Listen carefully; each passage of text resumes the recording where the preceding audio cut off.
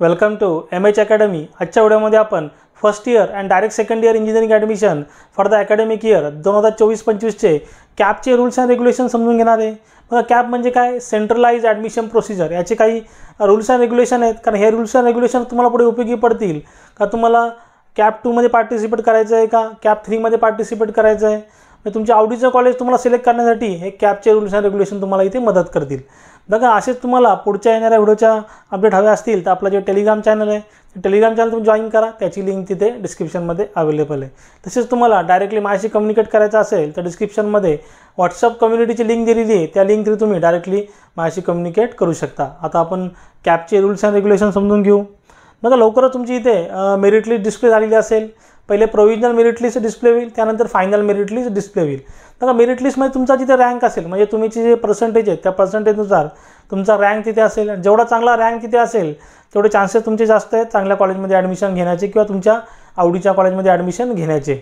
बघा, कुठलं college select केलं पाहिजे, कॉलेजची लिस्ट कशी बनवली पाहिजे, याच्यावरती सुद्धा मी सेपरेट व्हिडिओ बनवलेला आहे। तो व्हिडिओसुद्धा तुम्ही नक्की बघा, वाटलं त्याची लिंक तिथे मी डिस्क्रिप्शन बॉक्समध्ये देईल। आता कॅपचे रूल्स अँड रेग्युलेशन समजून घेऊ। बघा, इथे तुम्हाला 3 ऑप्शन असणार आहे जेव्हा तुम्ही अलॉटमेंट होईल तुमची, किंवा सर्वप्रथम तुम्ही ऑप्शन फॉर्म फिलअप कराल। ऑप्शन फॉर्म फिलअप कसा करायचा याच्यावरती मी सेपरेट व्हिडिओ बनवेल जेव्हा तुम्ही ऑप्शन फॉर्मची लिंक येईल तेव्हा।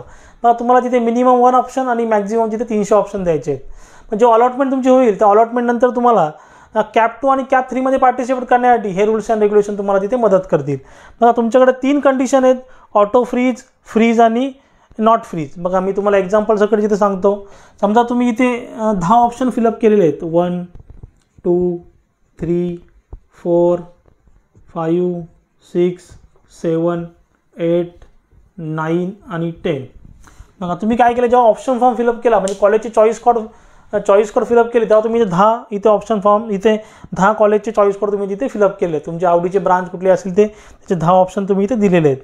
मग त्यातला समजा तुम्हाला 1 नंबरचा ऑप्शन अलॉट झाला, लक्षात घ्या, तुम्हाला 1 नंबरचा ऑप्शन इथे अलॉट झाला, तो हाय प्रायोरिटी चॉईस मानला जातो आणि तिथे ॲडमिशन घेणं कंपल्सरी आहे। बघा, पहिली जी कंडिशन आहे, तुम्हाला 1 नंबरचा ऑप्शन अलॉट झाला, तो हाय प्रायोरिटी चॉईस मानला जातो, तिथे ॲडमिशन घेणं कंपल्सरी आहे। आणि त्या केसमध्ये तुम्हाला तिथे सीट कन्फर्मेशनसाठी 1000 रुपीज पे करायचे, त्यानंतर इन्स्टिट्यूटमध्ये व्हिजिट करायची, डॉक्युमेंट व्हेरिफिकेशन करायचं आणि तुमचं ॲडमिशन तिथे कन्फर्म करायची। बघा, नेक्स्ट जी कंडिशन आहे, तुम्हाला अदर दॅन फर्स्ट प्रेफरन्स म्हणजे 1 सोडून दुसरा कुठला अलॉट झाला। आता मी असा एज्युम करतो तुम्हाला 7th नंबरचा अलॉट झालेला आहे आणि तुम्ही त्या सीटशी सॅटिस्फाईड आहात, मग तुम्हाला त्याच कॉलेजमध्ये ॲडमिशन घ्यायचं, मग तुम्हाला पुढच्या राऊंडला जायचं नाही किंवा तुम्ही सॅटिस्फाईड आहात त्या सीटशी, तर तुम्ही तिथे फ्रीज करू शकता। फ्रीज करून तुम्ही 1000 रुपीज तिथे फीज पे करा, सीट कन्फर्म करा, अगेन त्या इन्स्टिट्यूटला व्हिजिट करा आणि तुमचे डॉक्युमेंट व्हेरिफिकेशन होईल, मग तुमची सीट तिथे कन्फर्म समजली जाईल। आता बघा, थर्ड कंडिशनमध्ये काय होईल, सेम असा एज्युम करतो का तुम्हाला हा 7th वाला जिथं ऑप्शन अलॉट झालेला आहे आणि तुम्ही त्या सीटशी सॅटिस्फाईड नाही आहेत, का तुम्हाला असं वाटतं आहे का मला अजून पुढच्या राऊंडला अजून चांगलं कॉलेज भेटेल किंवा मी अजून चांगलं कॉलेज डिझर्व करतो, तर किंवा मला तेवढे पर्सेंटेज आहेत, तर तुम्ही काय करू शकता, इथे नॉट फ्रीज किंवा बेटरमेंटचा ऑप्शन घेऊ शकता आणि तुम्ही पुढच्या राऊंडला तिथे पार्टिसिपेट करू शकता। कॅप 2 आणि कॅप 3 मध्ये पार्टिसिपेट करू शकता। याचा बेनिफिट असा आहे का तुम्हाला कॅप 1 मध्ये भेटलेली सीट तिथे कन्फर्म राहते आणि समजा तुम्हाला कॅप 2 किंवा कॅप 3 मध्ये दुसरी सीट अलॉट झाली तर तुमची पहिलीवाली सीट निघून जाते आणि न्यूवाली सीट तुम्हाला तिथे अलॉट होते।